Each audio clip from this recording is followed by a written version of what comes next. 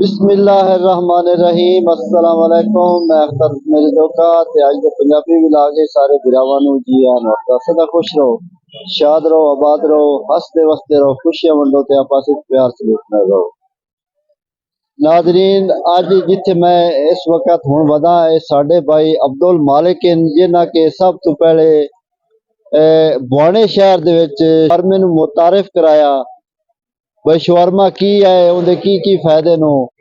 ते उन्हें अज एक नवी दुकान बनाई है जो कुछ देर पहले इफ्तिताह होया है। पहले शवरमा हुण नाल बर्गर भी है ते नाल पिज़्ज़ा भी है। ते आओ उन्हां तो पुछदे हां भी ये तुहाडे दिल च किवें ख्याल आया। लोगां तो भी पुछदा है ते उन्हां तो भी पुछदे हां भी की आंदे। तो तकरीबन जी 14 साल पहले अलहमदुलिल्लाह भाने में बर्गर शवरमा मैं शुरू किया। फास्ट फूड की आइटम सब नाल पहले शवरमा भाने मैं शुरू किया। अलहमदुलिल्लाह उसनू अज असा अपग्रेड किया है। उस पॉइंट अपग्रेड करते हुए माशाअल्लाह भाने में एक बहुत जबरदस्त जड़ा माहौल दिता है। अलग फैमिली सीटिंग है, अलग रूम फैमिली सीटिंग वास्ते अलग रूम बनाया है, जेंट्स वास्ते अलग रूम बनाया है, पब्लिक प्लेस जी है वो भी है, ओपन माहौल भी है, बड़ा जबरदस्त माहौल दिता है असीं। साडे नाल इत्थे एक बिराह मौजूद हैं जिहड़े कि इत्थे आए होए ने। उन्हां तो पुछदे आं भी इन्हां दा टेस्ट, इन्हां दा मज़ा, इन्हां दा पिज़्ज़ा या बर्गर है, इन्हां दा की स्वाद है जी। अस्सलाम वालेकुम। वालेकुम अस्सलाम जी।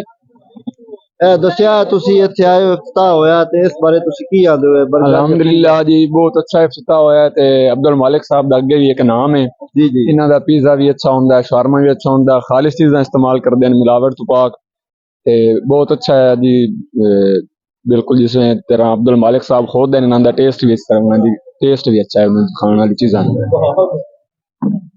जी बिल्कुल। तुसां बिरा दियां गल्लां सुनिया कि चाह जिहड़ी हुंदी है ना वो सब तो वड्डी चाहत हुंदी है। ते भाई अब्दुल मालिक दा एक बड़ा वड्डा नां है। जिवें उन्हां दा नां है उवें ही वो अच्छियां चीज़ां लोगां नू मुहैया करदे ने। ते होर बिरा इत्थे बैठे ने उन्हां तो भी पुछदे आं जी। अस्सलाम वालेकुम जी।